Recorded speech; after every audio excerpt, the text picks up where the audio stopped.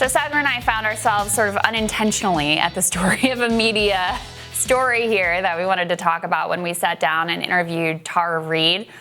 Tara alleges that when she was an aide to Joe Biden in the Senate back in the early 90s that he sexually assaulted her. And, this was a story that Ryan Grimm had started reporting on because she went to Time's Up, right, an organization that is supposed to fund PR and defense for women who especially have allegations against powerful men. They were initially interested in her case, but then suddenly backed away because they claimed it would threaten their nonprofit status. So that was Ryan's story about it. But then another friend of the show, Katie Halper, actually interviewed Tara and was digging into the specifics of her claim. And we were kind of looking around going, is any mainstream outlet going to pick this up? Is anyone going to pick this up? You have a credible claim. Look, we weren't there. We don't know what happened, but a credible claim corroborated by contemporaneous accounts at the time that she told to her brother and her mom and her friend. And no mainstream outlet to this point has really reported on it. Joe Biden has said, quote, that you should believe all women who bring an allegation. So look, you want to set that standard? Go ahead, live and die by it. Yeah, he said that. Neera Tanden said that. And all of these mainstream media outlets, as I said, has set the standard that when the allegation comes forward, you have to print it, you have to investigate it, you have to even take it. Credibly accused is something they like to talk about. And like you said, I have no idea whether this is true or not, but doesn't it take a multi-million-dollar news organization? Shouldn't be they investigating it with the same standard that they apply to all powerful men, including, the former vice president of the United States, presumptive Democratic nominee? Seems pretty ridiculous. And the fact that they're not doing it tells you that it was all, basically if it's politically convenient, they'll investigate. Yeah. If it's not, then they won't touch it. So I just saw this.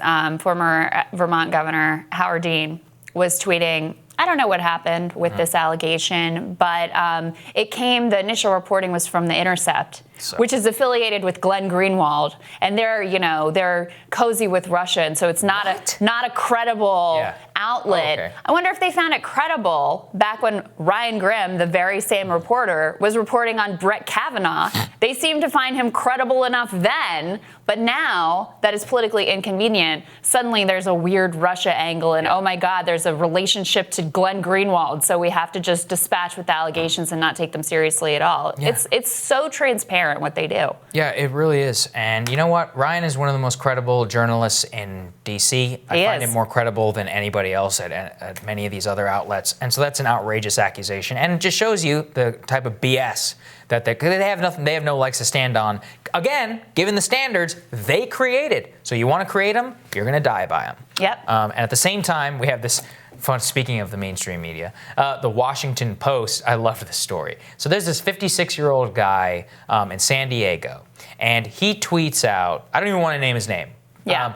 56-year-old guy, he tweets out about how saving the economy is more important than locking everybody down in order to keep people safe. Okay, stupid opinion. He has 400 followers. The Washington Post calls this guy media juggernaut 400 followers. All right, there are non-Twitter accounts who have more than him. Anyway.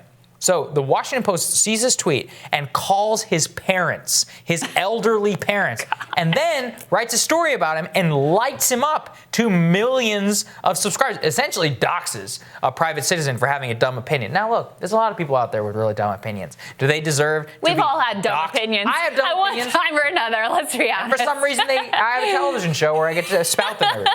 But half the audience will love that one. Yeah, they're going to chime into the comments about your weed takes, I'm sure. Yeah, you're all wrong.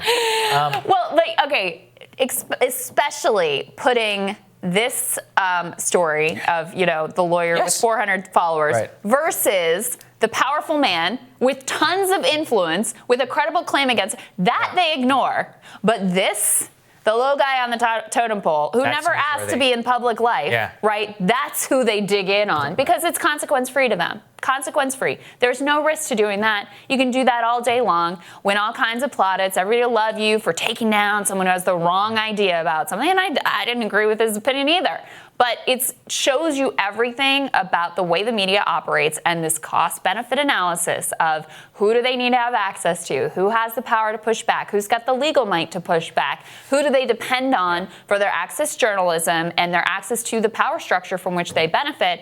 that's the person that they're going to leave alone. Meanwhile, they'll go after like the Purell dude, stockpiling the Purell, or like this guy who's like has no public real following, and amplify. By the way, like if you don't like his opinion, all you've done is like mainstream it and amplify it too. By the way, so congratulations, everybody. Mainstream media doing their jobs. Another job well done, guys. All right, we'll have more for you after this.